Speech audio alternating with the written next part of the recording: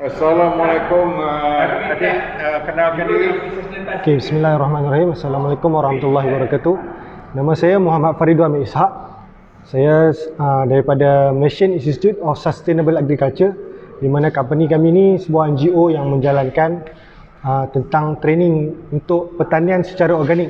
Pertanian secara organik itu adalah bertanam secara tanpa menggunakan bahan kimia ataupun bahan-bahan daripada pesticide, racun serangga. Okey, dekat sini sekarang baru lepas daripada untuk latihan tentang praktikal pembuatan baja daripada buah-buahan dan juga pembuatan baja daripada ikan lah. So kita banyak mengajar cara untuk buat baja daripada buah. Baja ni baja organik lah. Contoh yang ada dekat sini, ni adalah salah satu baja yang kita buat sendiri daripada bahan-bahan seperti pisang, betik dengan labu yang dicampur bersama gula merah serta sedikit yogurt. Benda ni boleh dibuat sendiri dan boleh diguna untuk kebun komuniti ataupun kebun-kebun yang kita untuk bercucuk tanam lah. Gula merah tu berapa kilogram ataupun gram? Mengikut nisbah yang selalu bayar, kita akan guna semua bahan-bahan tersebut dalam 1 kilo lah. 1 kilo untuk bahan-bahan lain lah. 1 kilo untuk ni dengan 10 gula merah. 1 kilo labu. Sangkis tu berapa biji? Itu ni betik, labu dengan pisang. Semua 1 kilo dengan air. Air berapa liter? Air 10 liter. 10 liter. Kita akan peram dia berapa lama? Selama 1 bulan lebih, sebulan setengah, dalam 45 hari lah. 45 hari. Lepas tu bila dah siap, kita akan boleh guna untuk sembuh kepada tanaman kita lah. Sebab apa kita nak guna benda-benda yang organik ni? Sebab kalau kita tengok pada zaman dulu kita dah guna dah baja-baja, tak ada pun. Kita guna baja yang daripada chemical. Nenek moyang kita tak pernah guna pun baja-baja kimia ni. So benda-benda ni lah kita akan gunakan balik macam untuk kita bertanam. Sebab apa? Sebab kalau kita tahu makanan semua halal. Tapi makanan halal tu, adakah makanan tu sihat? So bila kita guna makanan, kita hasilkan makanan-makanan yang organik ni, sudah tentu makanan tu sihat tanpa bahan kimia. Okey.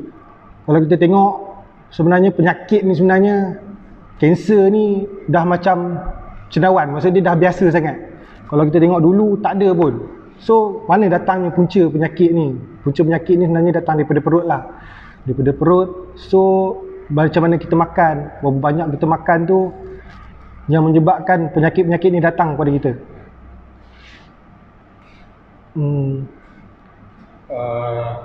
Yang ni apa benda ni, Dek? Oh, yang ni yang kedua. Angkat sikit. Ini baja yang kedua lah. Baja ni daripada ikan lah. Baja ikan, kita juga guna ikan. Ni ikan busuk ke ikan fresh? Ikan selalunya ikan yang ikan yang dekat pasar lah. Kita akan gunakan dia. Yang pecah perut ni.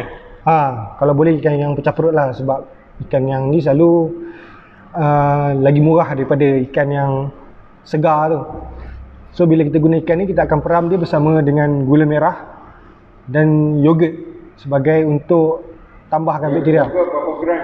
Yogurt selalunya kalau kita beli dalam botol ke ni, kita boleh campur dalam tak sampai dalam 200 ml pun dah cukup dah untuk membantu kita menghancurkan ikan ni untuk dijadikan sebagai baja. Ni pun salah satu baja. Menghancurkan ni? Dia akan membantulah menghancurkan. Ikan tu berapa kg? Ikannya selalu kita akan guna dalam 1 kilo ikan jugalah. Ini 1 kilo ikan, 1 kilo gula merah. Lepas tu sedikit yogurt. Yogurt 1 kilo. Yogurt sedikit lah. 250 ml lah cukup. Peram dia selama 3 minggu. 3 minggu. Yang tadi 45 hari, yang ni 3 minggu dalam 21 hari. Okey. Pokok-pokok yang sesuai untuk baja, kedua-dua baja ni sebenarnya boleh guna untuk semua jenis pokok. Termasuklah pokok sayuran, pokok-pokok buah-buah yang kecil ataupun pokok buah-buah yang besar seperti pokok durian, pokok rambutan. Tapi cara penggunaannya, kalau pokok yang kecil-kecil ni kita spray dekat daun je lah. Tapi kalau pokok besar, selalunya kita akan semburkan dia pada tanah lah. Pada tanah tu, di hujung-hujung tanah tu, di hujung-hujung daun ni lah. Sekitar pokok-pokok besar. Sebab bukan di pangkal pokok, di jauh sikit pada pangkal pokok. Sebab akar-akar pokok besar ni untuk menyerap baja dia di hujung akar dia tu. So kita akan siram dia. Cara nak bancuh dia adalah 10% baja dengan 90% air. Contoh kalau air tu 1 liter, kita akan campurkan dia sebanyak 10 ml untuk baja tersebut. Okey, kalau kita dah start bertanam, nanti akan ada masalah lah. Masalah utama untuk pertanian ni selalunya serangga lah. Kalau dari segi sistem organik ataupun sistem cara bertanam secara organik ni, cara kita nak halang daripada serangga ni, salah satu dia, cara dia kita guna penghalau serangga lah. Penghalau serangga ni satu, daripada sumber-sumber yang berbau, dan yang kedua daripada rasa pahit. Sebab serangga ni tak suka benda-benda yang berbau seperti bau bawang putih, bau serai wangi. Kalau daripada segi rasa pula, seperti rasa pahit yang macam daun mambu yang pahit, daun betik. Benda-benda ni kita akan jadikan dia dalam bentuk cecair, ataupun kita akan blend dia, kita akan ambil air dia, kita akan sembur kepada pokok. Sebab bila kita ambil satu serai wangi kita akan blenderkan dia, blender bersama air tu kita akan tapis, kita akan bancuh balik dengan air lain, kita akan sembur kepada pokok. Janji pokok tu dia akan bau serai wangi. Bila pokok tu dia bau serai wangi, serangga dia tak akan tertarik kepada daun-daun, kepada pokok yang kita tu. So kita akan dapat menghalang pokok tu daripada diserang penyakit ataupun diserang oleh serangga. Itu salah satu kaedah lah. Kaedah lain, kita ada guna macam perangkap seperti perangkap kuning ataupun yellow trap. Yellow trap ni konsep dia sama juga dengan macam perangkap lalat. Perangkap lalat kita ada gam dekat, tapi perangkap lalat dia tak ada perangkap lalat ni dia ada pelekat saja, dia tak ada warna kuning. So perangkap kuning ni ataupun yellow trap, dia merupakan perangkap sekeping plastik ataupun sekeping kertas yang berwarna kuning, tapi dia ada gam. Sebab serangga-serangga ni dia tertarik kepada warna-warna kuning ataupun warna-warna cerah lah.